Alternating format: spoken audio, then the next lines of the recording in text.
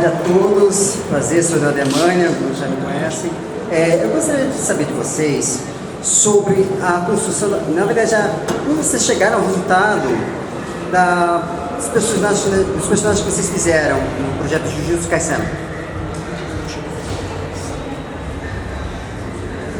Como chegou ao resultado? Exatamente. Cara, foi durante o processo ali. Foi fazendo, assim, acho que não teve um briefing antes, né, assim, vamos estudar o personagem, porque acho que ninguém tinha lido o mangá, né, antes, e a gente foi construindo durante o anime se desenrolava, né, a primeira temporada. Então, acho que foi bem por aí. Quer acrescentar aí? Basicamente, como todo, boa tarde a todos, como todo trabalho de dublagem, a gente recebe a produção momento do resultado e ali nós tomamos o conhecimento do personagem.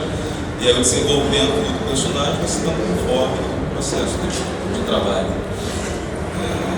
E isso é basicamente essa. Eu acredito que não existe um resultado efetivo, já fechado. Vai em andamento, até porque a gente tem a segunda temporada, eventualmente quem sabe outros projetos que se relacionam a isso. E está sempre em posição constante.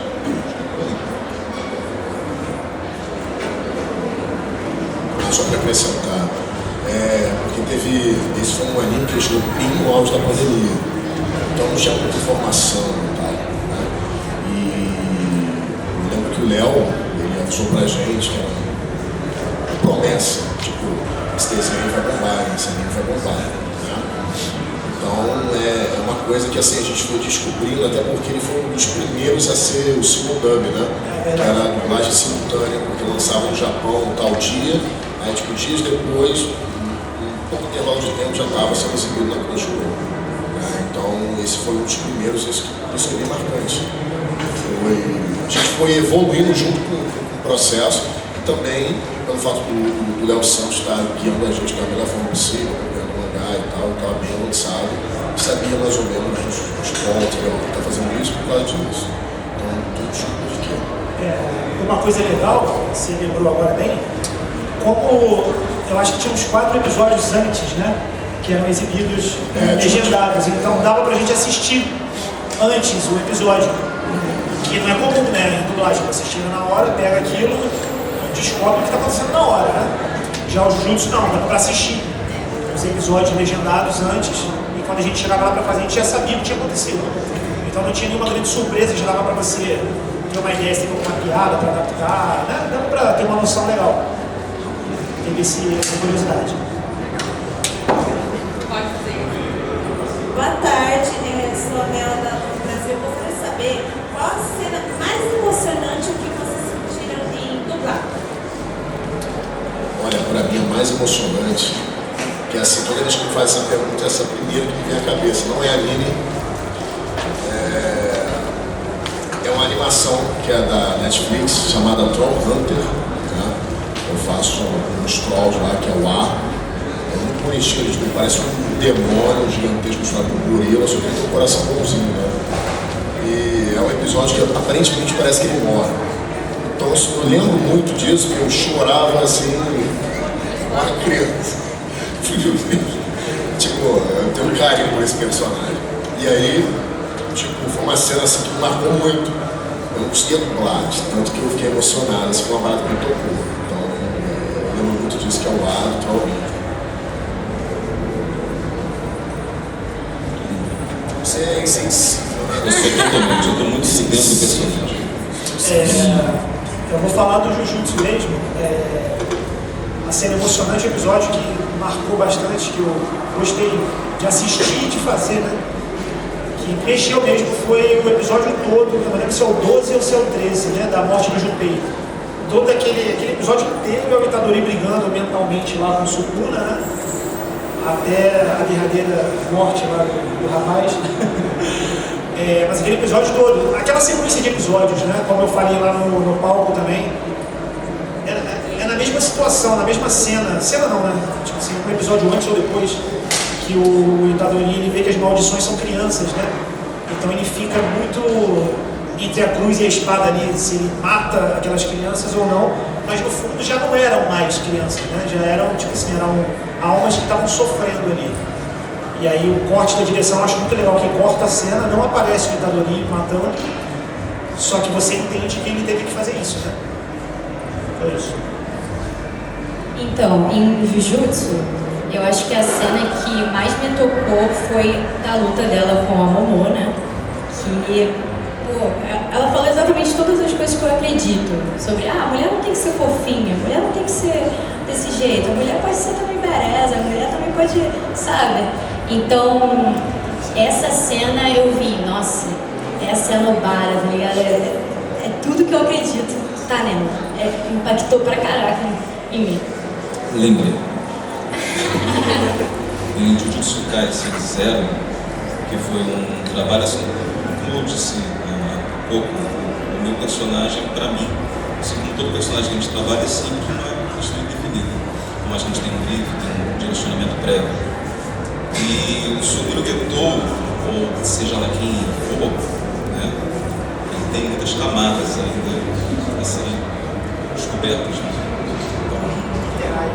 Literalmente, Então, na própria primeira temporada ele aparece poucas vezes, sempre com um ar muito misterioso, muito tranquilo, e ali tem alguma coisa. Em termos de emoção profunda, isso a gente tem que emular, a gente se envolve de certa forma, ainda que seja um pouco indefinido para a compreensão, tanto de quem dubla como, de repente, de quem está assistindo, porque muita coisa ainda está para ser respondida. É muito próximo do fim. Acaba com um spoiler. Desculpa, gente, eu não posso falar. Mas tem uma cena no filme do Jujutsu, tem uma cena muito profunda, muito forte, muito intensa. Todos mas. Pode. Pode. Todo mundo liga nessa hora. Quando há justamente aquele momento em que o Suguru já está totalmente destroçado, literalmente em vários sentidos, ele com as suas ideologias, acreditando nas soluções a tudo, e ele vai e faz aquele tipo de desabafo ali para o seu grande amigo, que é o Satoru. Inclusive tem esse mistério girando em torno do Satoru, o que ele fala, eu não sei, gente. Quem sabe um dia a gente descobre isso. Mas só para acrescentar, então, só para acrescentar, você perguntou se eu tinha alguma cena emocionante de falar do Jujutsu. O Sukuna não tem nada assim para se emocionar, ele é só um FDP, então é sempre muito sádico. Então, por isso que eu mencionei outra coisa, eu mencionei o Jujutsu.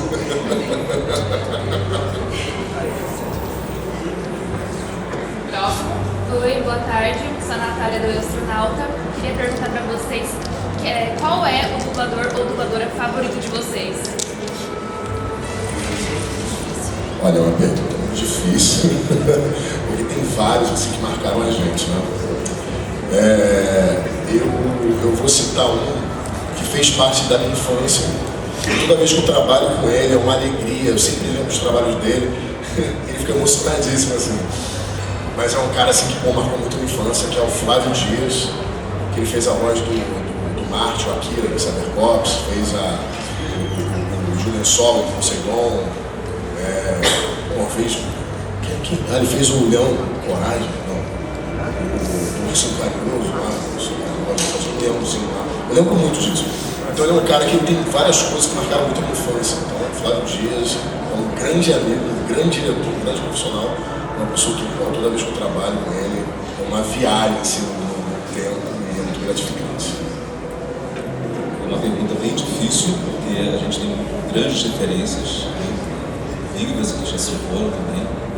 E eu fico com uma que infelizmente nos deixou durante a pandemia, que embora de pouco contato, breve contato com ele, eu tive a oportunidade e a grata felicidade de poder estar próximo e testemunhar. Quando eu falo de duas pessoas em particular, na verdade, que infelizmente nos deixaram, que seria Dário de Castro e Júlio Chaves. São referências assim profissionais, tanto o que a gente sabe do conteúdo que a gente absorve através dos filmes, das séries que eles dublaram, umas vozes assim, incríveis, o poder de interpretação, a facilidade que eles tinham para fazer isso, como se fosse um pãozinho assim na padaria, né? Uma coisa muito, muito espontânea, muito natural. E estar ao lado dessas pessoas, você vê que são pessoas normais, assim, sabe? Vivendo suas vidas, não tinha todo aquele glamour, não tinha nada disso, assim, as pessoas também sempre muito respeitosos, muito educados. E graças a Deus a gente tem a dublagem como uma forma de arte eterna, que é eternizada na memória da gente, que seja preservada para sempre. Pô, tu pegou pesado no Dário, hein? A pergunta é difícil pra caramba, né? Tem o Marco Ribeiro que tá ali, ó. Nossa, não, isso. Deixa eu ver aqui, outra. Acho que a voz que mais marcou a minha infância, cara, foi a do Garcia Júnior. Porque ele simplesmente, cara, fazia o Van Damme, Patrick Swayze e Schwarzenegger, né? Pô, só esses três aí são os filmes que eu mais assisti na vida, repetidamente, de todos esses atores. Então, assim, é uma voz muito marcante, né? Uma referência assim, muito forte. Bom. Eu sufro por causa do Patrick Swayze. Eu comecei a pegar onda por causa dele. Por causa Caçadores de emoção. A primeira vez que eu peguei uma prancha de surf e fiz um arpoador, eu falei, caraca, Patrick Swayze me abençoe. Caçadores de emoção é o meu filme de ação favorito. Não, esse foi da minha vida. Esse é o filme da minha vida. Eu sou um trafico de droga, tá, gente? Eu vou Por mais que ele é ex-presidente, né? Exatamente. Cara, como eles falaram, é muito difícil. Eu vou falar de uma dubladora que é um pouco mais recente, mas que eu admiro muito o trabalho, aprendo muito com ela, que é a Pamela Rodrigues, que eu gosto muito dela. Mas também tem o Percy, tem Alexandre Moreno, tem muitas pessoas aí que... A Aline Ghioli também. É difícil de escolher uma pessoa assim, mas são pessoas que... A Aninha, Ana Lúcia Menezes também, que, pô, ela falou muitas coisas que fizeram parte da minha infância, né? Falando de parte da minha infância, pô, também incrível. Infelizmente perdeu ela na pandemia, mas é uma outra referência também. E é isso. Próximo. Eu queria estar fazendo uma pergunta. Dos personagens que vocês tiveram a oportunidade de dublar, qual foi que marcou mais cada um de vocês?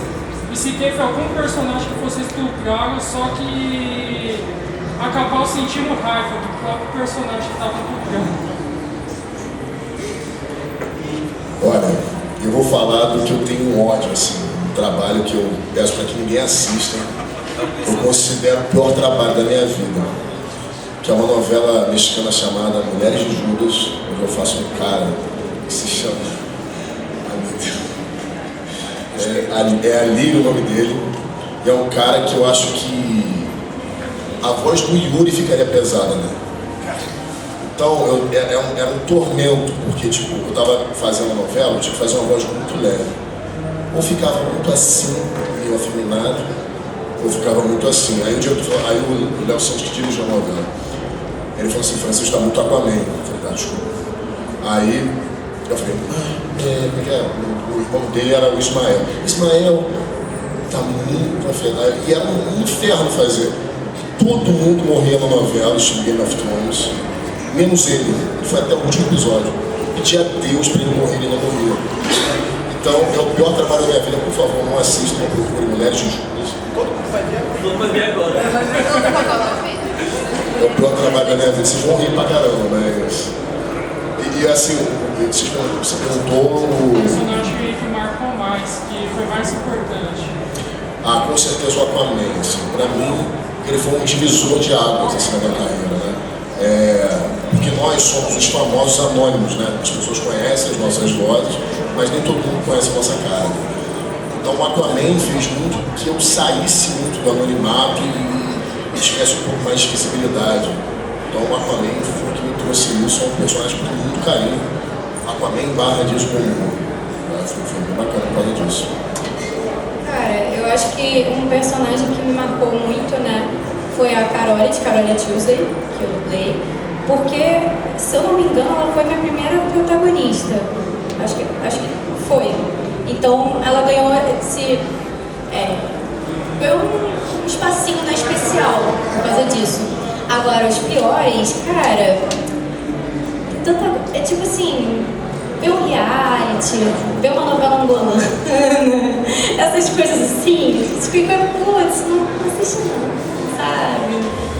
Não gosto muito de compartilhar esse tipo de coisa. Você faz uma senhora, você tá...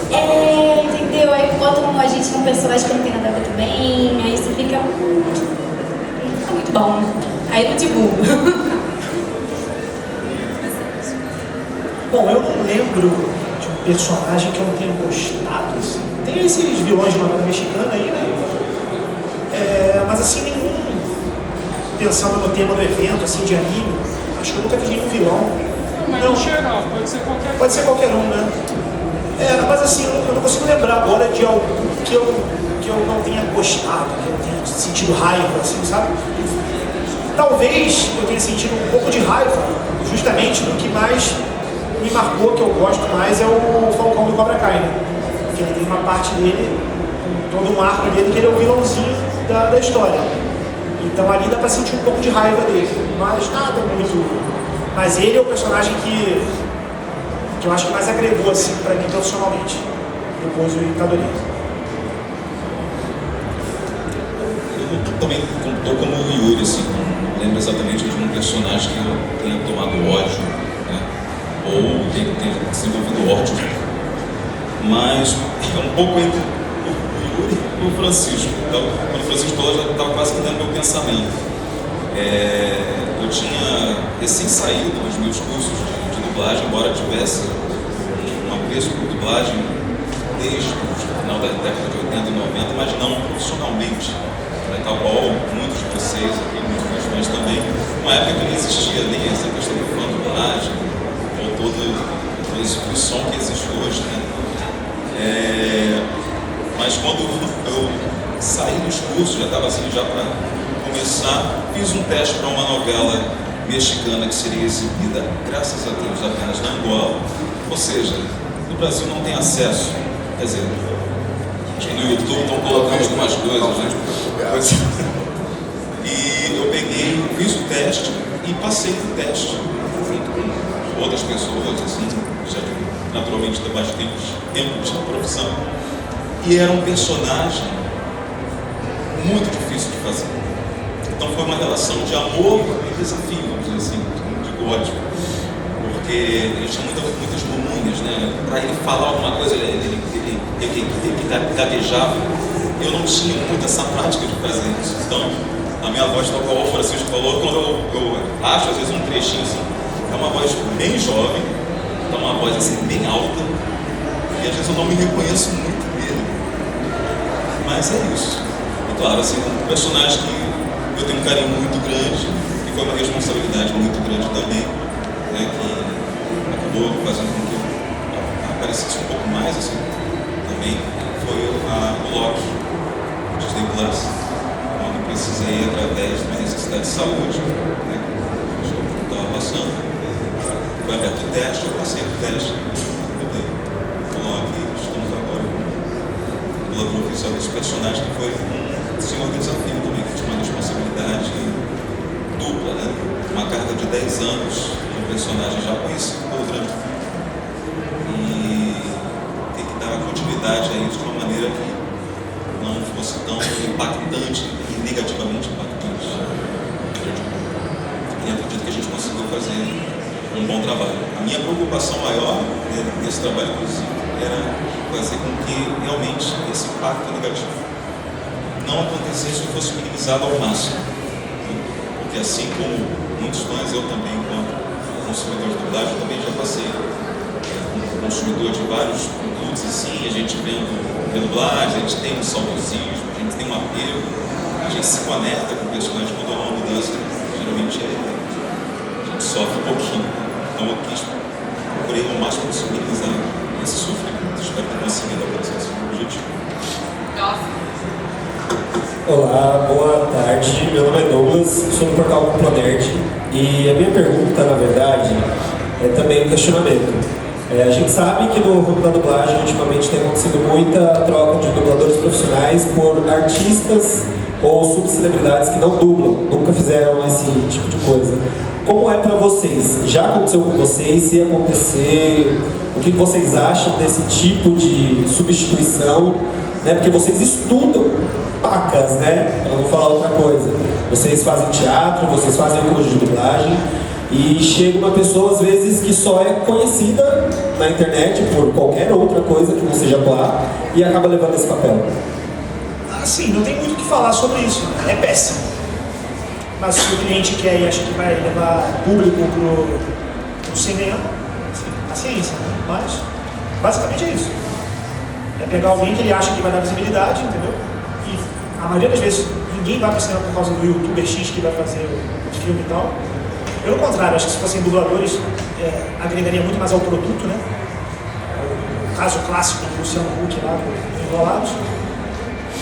Mas é isso, é muito ruim, é péssimo, acho que ninguém gosta disso. Mas é o cliente que decide, então não tem muito o que fazer. E assim, se aconteceu com alguém aqui, acho que não. Não, acho que não.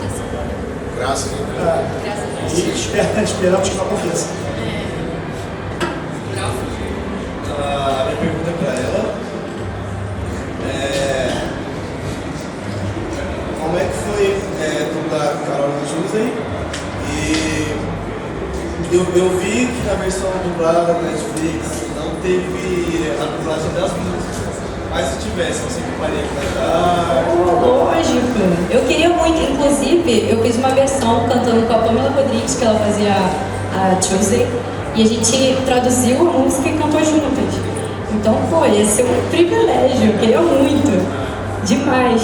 Mas, agora, sobre a personagem, foi muito engraçado, porque no primeiro episódio, o Léo explicou um pouco sobre ela e tudo mais.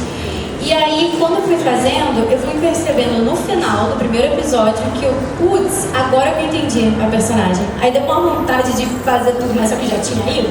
Aí do segundo episódio que eu já engatei. Porque eu lembro que no comecinho eu falei uma coisa muito formal, umas palavras assim. E a Carol é totalmente despojada. A Carol é gente como a gente, que tem essas coisas. Então eu fui aprendendo, entendendo ela, e quando eu entendi, aí já foi tranquilinho de novo. Sou Jonathan, tudo bom? Eu queria saber de vocês qual foi o trabalho que foi mais difícil e o porquê. Porque acompanho bastante canais, eles falam que algumas coisas vêm passada, outras só mostram a boca, outras... Por quê? Qual personagem e por quê?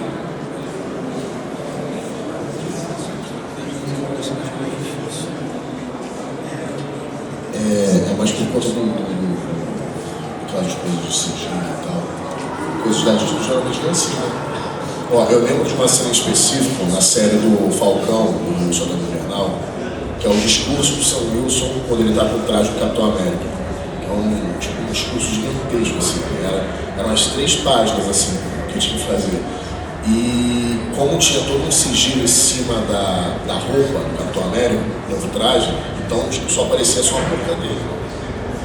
E o cara era negão ainda, com a imagem não tão boa, eu tinha que dublar nos dentes dele, né? Eles tinham um dentão bonito, branco, assim, parecia... Vem.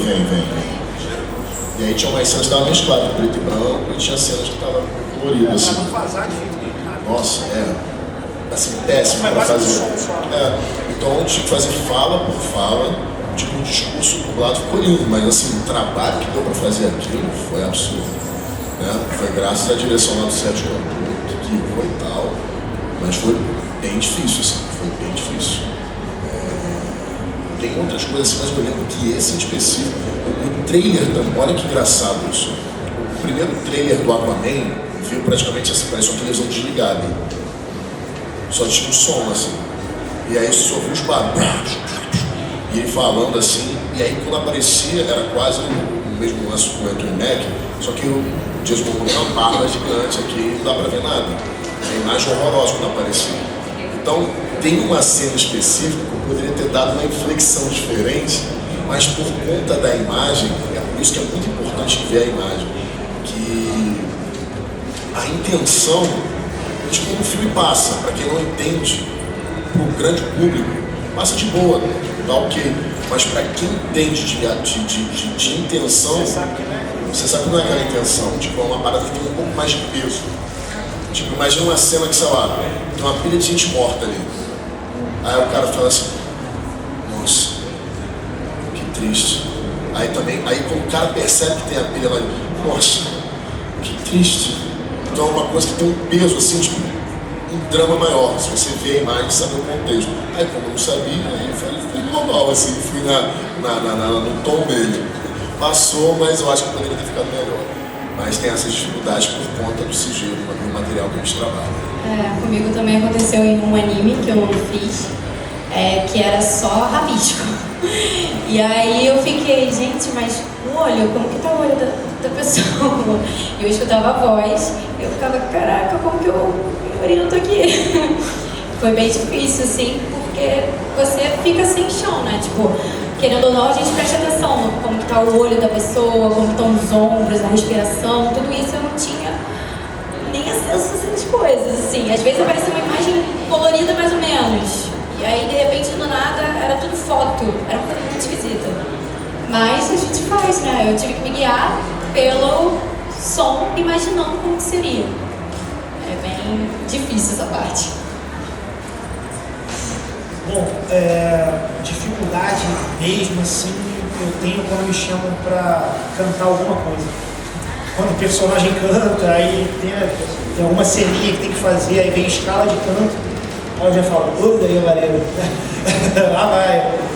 Eu canto no máximo no chuveiro, no karaokê, mas sai, né? Sai. Demora ali, o diretor musical lá tem paciência, mas sai.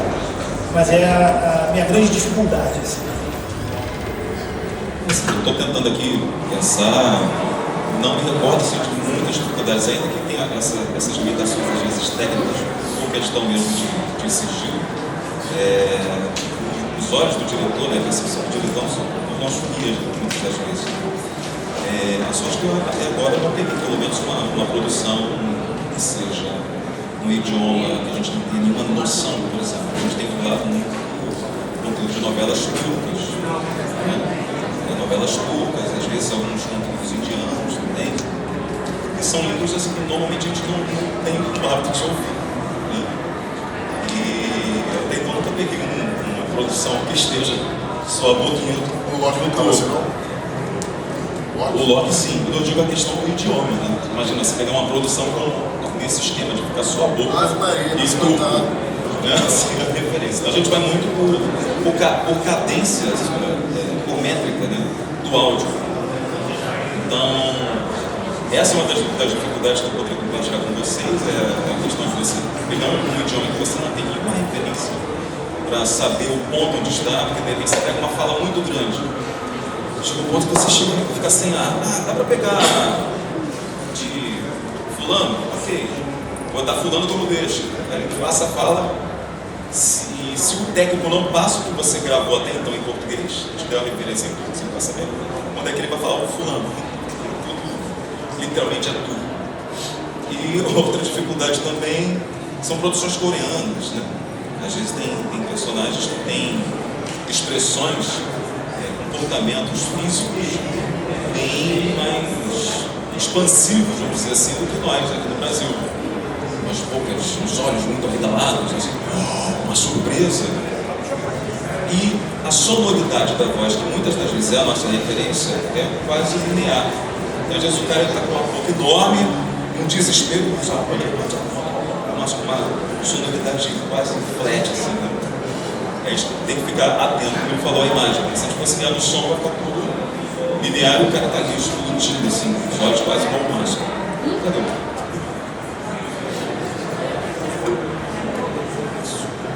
Pessoal, infelizmente nosso tempo acabou. Uma salva de palmas.